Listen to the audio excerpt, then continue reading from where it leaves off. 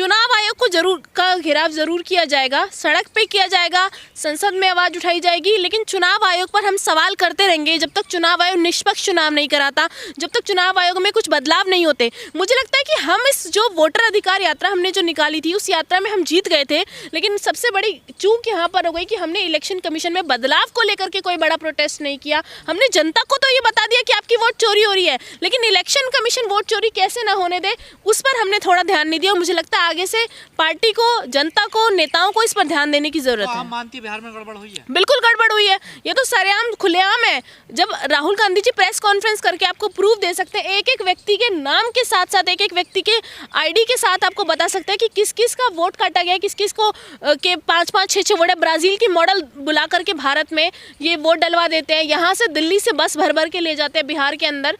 तो क्या इलेक्शन के टाइम पर 10,000 रुपए दिए महिलाओं को, वो काम कर गया? देखिए 10,000 रुपये का जो मोदी जी का और नीतीश कुमार जी की सांठगांठ से जो 10,000 रुपये बांटे गए हैं, चुनावों में पैसे बांटना सही है।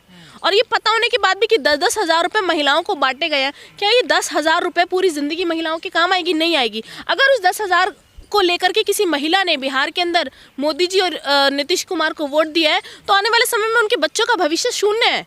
और मुझे लगता है कि 10,000 का वाकई पैसे काम कर गए, क्योंकि कहते हैं ना लोगों को तुरंत पैसे चाहिए, तो महिलाओं को 10,000 रुपये मिले, उन्होंने सोचा चलो 10,000 रुपये से। महागठबंधन को नकार दिया बिहार की जनता ने, क्योंकि आप भी बिहार से ही आती हैं। देखिए महागठबंधन को बिहार की जनता ने अगर नकारा होता तो वोटर अधिकार यात्रा की भीड़ हो, चाहे राहुल गांधी जी की रैली हो, चाहे तेजस्वी यादव जी की रैली हो, उन रैलियों में वो चीज़ें दिखती नहीं।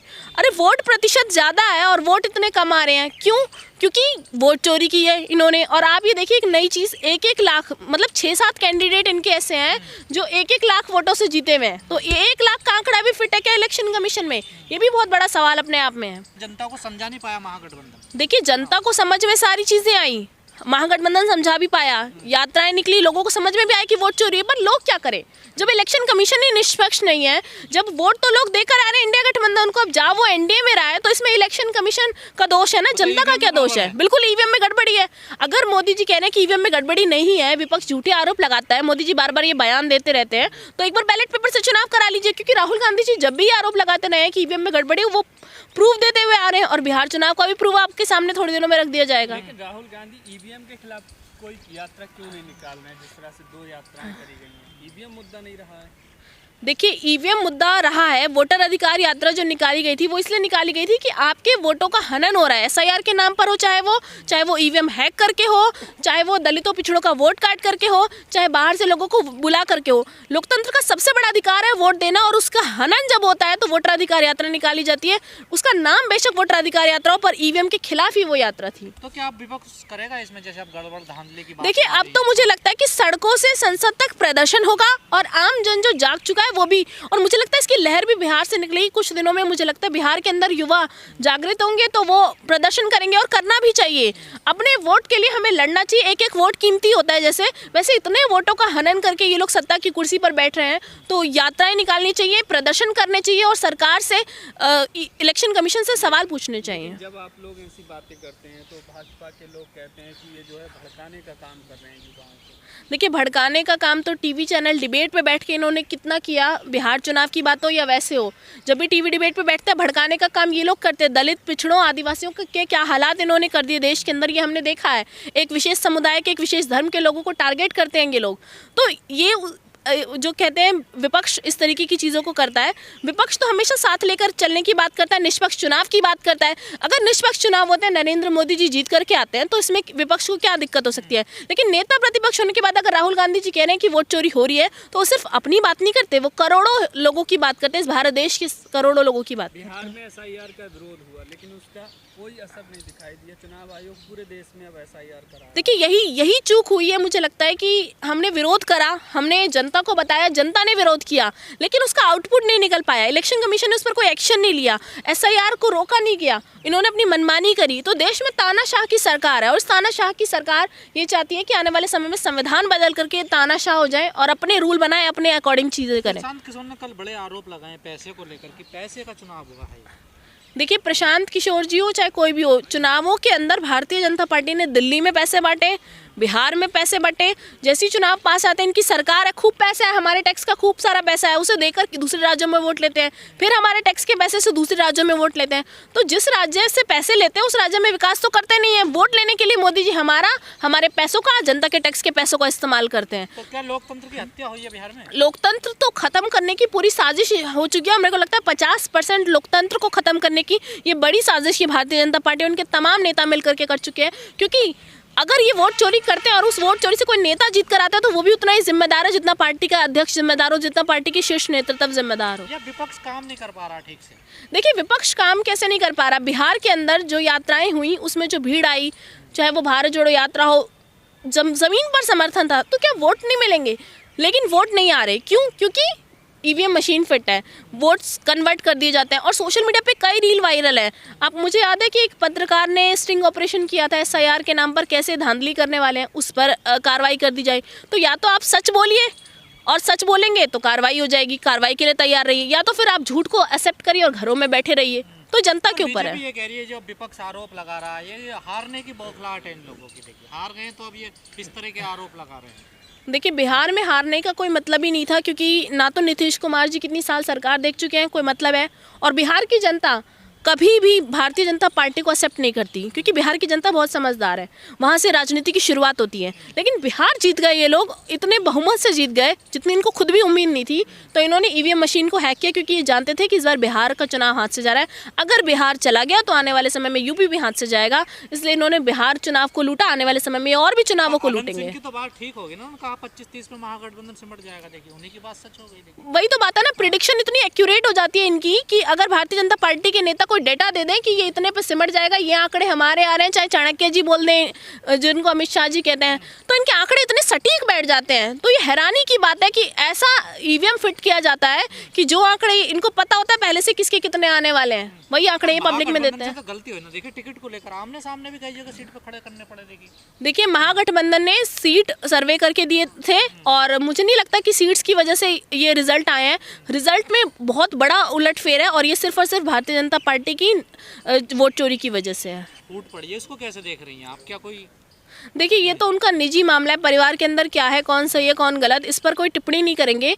लेकिन मुझे ये लगता है कि बिहार का चुनाव, इतना बड़ा चुनाव हारने के बाद इस पर डिस्कशन तो होना था, और मतभेद मनभेद परिवार में चलते रहते हैं। लेकिन मुझे लगता है जनता को उससे ज़्यादा ज़रूरी है वोट चोरी पर ध्यान देने की, क्योंकि महागठबंधन को आपको लगता है समीक्षा करनी चाहिए अपनी चीज़ों की? देखिए, कर रहा है महागठबंधन। कांग्रेस ने तो बैठक बुलाई है, वो इस पर देख रहा है कि कैसे चुनाव हारे हैं, क्या रीज़न रहे हैं। लेकिन सबसे पहली बात है कि जब वोट चोरी हो रही है, जब हमें पता ही है चुनाव से पहले, जिसे पता है कि हम निष्पक्ष चुनाव को नहीं कर रहे हैं, उसमें वोट नहीं आएंगे, तो क्या फ़ायदा। ओवैसी साहब 6 सीट मांग रहे थे। देखिए, ओवैसी जी के बारे में तो इतना ही कहूँगी, आ गए थे वोट काटने, प्रशांत किशोर जी भी आए थे वोट काटने, काफ़ी फ़र्क भी पड़ा है उससे, लेकिन इतना मेजर फ़र्क नहीं पड़ता। ये सब वोट चोरी की वजह से हुआ है, लेकिन ओवैसी ने वोट काटे और प्रशांत किशोर जी ने काफ़ी वोट का नुकसान जो है महागठबंधन को किया है। देश भर के मुसलमान ओवैसी को सुनते हैं। आपको नहीं लगता है कि अगर भाजपा को हराना है तो ओवैसी हो या फिर मायावती हो? देखिए, अगर देश भर के मुसलमान, देखिए, देश भर के मुसलमान अगर ओवैसी जी को सुनते होते तो उनकी पूरी देश में पार्टी खड़ी होती। लेकिन मुझे लगता है जो लोग ओवैसी जी को सुनते हैं उनको ये देखना चाहिए कि वो बिहार के अंदर जाकर के चुनाव लड़ते, उनके क्षेत्र में जाकर के तो कोई चुनाव नहीं लड़ता। लेकिन वो आए थे। उनका बढ़ रहा है प्रभाव, जनाधार बढ़ रहा है। देखिए, नेता हैं, जनाधार बढ़ेगा, लेकिन आप वोट काटने गए थे क्योंकि पता था उनको उनकी सरकार तो बनने जा नहीं रही थी बिहार में, तो क्या करने गए थे बिहार में चुनाव लड़के? वोट काटने गए थे, काटा उन्होंने। के दौरान एक यात्रा भी निकाली गई, सनातन हिंदू एकता यात्रा, क्या उसका भी प्रभाव कुछ पड़ा? देखिए, मुझे नहीं लगता कि इस यात्रा को कोई प्रभाव पड़ा है, क्योंकि सनातनी पहले से जागा हुआ है, उन्हें क्या किसको वोट देना है। लेकिन ये जो यात्राएं निकाली जाती हैं, ये लोगों को प्रभावित करने के लिए निकाली जाती है, गुमराह करने के लिए निकाली जाती है। लेकिन जनता अब समझ चुकी है, तो ये फैक्टर मुझे नहीं लगता वहाँ बिहार के अंदर काम करा है। नहीं करा काम आपको लगता? मुझे नहीं लगता कि सनातन के नाम पर लोगों ने वहाँ पर वोट दिए हैं। मेरे को लगता है कि सीधी धांधली है चुनावों में, क्योंकि बिहार के अंदर धर्म का फैक्टर मुझे नहीं लगता इतना ज़्यादा काम करेगा, जिसको लेकर बीजेपी मैदान में आई थी कि धर्म की रक्षा हम करेंगे। बिहार के लोग पहले से ही सशक्त हैं, उन्हें पता है कि कैसे ये धर्म के नाम पर पूरे देश में राजनीति कर रहे हैं। तो बिहार की जनता ने वोट तो गठबंधन को दिया, लेकिन वोट एनडीए में कैसे चला गया, ये जाँच का विषय है और इस पर ध्यान देने की ज़रूरत है सबको। हिंदू राष्ट्र की मांग कर रहे हैं धीरेन्द्र शास्त्री, कैसे देखती हैं आप इस मुद्दे को? देखिए, अगर धीरेन्द्र शास्त्री जी कहते हैं कि कई मुस्लिम कंट्रीज़ हैं और अगर भारत हिंदू राष्ट्र बनना चाहिए, तो मुझे ये लगता है कि धर्म की इज्जत, सारे धर्मों की इज्जत भारत के अंदर होनी चाहिए। हिंदू राष्ट्र शब्द पे नहीं जाऊंगी मैं, पर मैं ये कहना चाहती हूँ कि आज अगर दलितों का मन है कि वो बाबा साहब भीमराव अम्बेडकर को भगवान मानते तो हम भी बाबा साहब भीमराव अम्बेडकर का, लेकिन भगवान नहीं मानते। हमारे लिए सर्वोपरि पहले भगवान है। तो अगर वो भगवान, उनकी चॉइस है कि वो अम्बेडकर जी को भगवान मानते हैं, मुसलमानों की चॉइस है वो अल्लाह को मानते हैं, तो हमारी चॉइस है हम ईश्वर को मानते हैं। तो भारत के अंदर मुझे लगता है कि क्योंकि ये एक ऐसा देश है जो मुस्लिम कंट्री नहीं है, धर्मनिरपेक्ष भारत है, तो इसके अंदर अगर कोई हमारे ईश्वर को कुछ कहता है तो उस पर कार्रवाई होनी चाहिए। आपको इज्जत हमारे धर्म की भी करनी पड़ेगी, लेकिन हिंदू राष्ट्र बने इस देश से आप मुसलमानों को, दलितों को, पिछड़ों को हटा दें, ये हमारा संविधान नहीं सिखाता हमें। बाबा साहब भीमराव अम्बेडकर ने सबको बराबर का दर्जा दिया है। तो हम ये चाहते हैं कि धीरेन्द्र शास्त्री जो हिंदू राष्ट्र की बात कर रहे हैं उस शब्द को हटा करके वो सीधा अपना पॉइंट रखें कि बताएं कि हिंदू राष्ट्र से उनका मतलब क्या है। सिर्फ हिंदू रहे तो फिर आपने पहले क्यों नहीं आप मोदी जी को कहिए इनकी सरकार हटा के दिखाएं कैसे हटाते हैं। तो ये बेतुकी बातें हैं। और जो यात्राएं निकाली थी उसमें खुद ही वो बीमार पड़ गए थे 2-3 दिन की यात्रा में, और राहुल गांधी जी ने तो हज़ारों मीलों पैदल चले हैं। तो धीरेन्द्र शास्त्री जी को समझ आना चाहिए कि हिंदू राष्ट्र बनाने के लिए पहले पैदल चलने, यात्रा करना सीख लें, उसके बाद हिंदू राष्ट्र बना लें। कह रहे हैं कि जात पात की करो विदाई, हम सब हिंदू भाई भाई। उन्होंने तो एक और डायलॉग बोला था, तेल लगा लो डाबर का और नाम मिटा दो बाबर का। इस तरीके के शब्द, इस तरीके के सेंटेंस कौन बोलता है, वो भी सभाओं में। वो युवाओं को क्या संदेश देना चाहते हैं? पढ़ने लिखने का, आप अपने गीता का ज्ञान, आप अपने भगवत गीता का ज्ञान नहीं देते लोगों को। आप कोर्ट दे करके आते हैं कि लड़िए हिंदू मुस्लिम के नाम पर। उन्होंने ये भी बयान दिया कि हरियाणा के लोग अगर चाहें तो एक बार में सब कुछ कर सकते हैं। तो कहने का मतलब यही था कि लड़िए। लेकिन आप ये देखिए, नीतीश कुमार जी शपथ लेने जा रहे हैं, लेकिन जो वादे उन्होंने किए थे, इतने साल उनकी सरकार बिहार के अंदर रही, जब तब डेवलपमेंट नहीं तो अब क्या होगी। तो नीतीश कुमार जी शपथ ले रहे हैं अपनी पार्टी का जो है, पार्टी को बढ़ाने के लिए, पार्टी में पैसे चंदा बढ़ाने के लिए, भारतीय जनता पार्टी को सपोर्ट करने के लिए, जनता के लिए नीतीश कुमार जी मुख्यमंत्री नहीं बन रहे हैं, उसकी शपथ नहीं ले रहे हैं। तो नीतीश कुमार जी ने जो वोट चोरी करके भारतीय जनता पार्टी के साथ मिलकर इस बार बिहार के अंदर वोट चोरी किए, क्योंकि ये लोग जानते थे कि इस बार बिहार का चुनाव ये लोग हारने जा रहे हैं, इसलिए बीजेपी ने राजनीति अपनाई। पहले SIR के नाम पर वोटर लिस्ट से लोगों के नाम काट दिए, नाम काटने के बाद इन्होंने बिहार के अंदर जा करके पोलिंग बूथ पर अपने बंदे रख दिए, जिसकी वजह से लोग वहाँ वोट देने नहीं जा सके, लोगों को रोका जा रहा था। सभाओं में ये लोग, इनके नेता, इनके मंत्री सभाओं में कह रहे थे कि जो हमें वोट नहीं दे रहा उसको घरों से निकलने मत दो। तो ये सबसे बड़ा सवाल है। जब ये खुले मंच से ये बात कह सकते हैं, इलेक्शन कमीशन के सामने ये बात जा सकती है, तब भी अगर इलेक्शन कमीशन कुछ एक्शन नहीं लेता, तो ज्ञानेश कुमार जी के ज्ञान पे तो हमें बहुत गर्व होना चाहिए। नहीं, जब चुनाव हुआ उसके बाद आपकी मीटिंग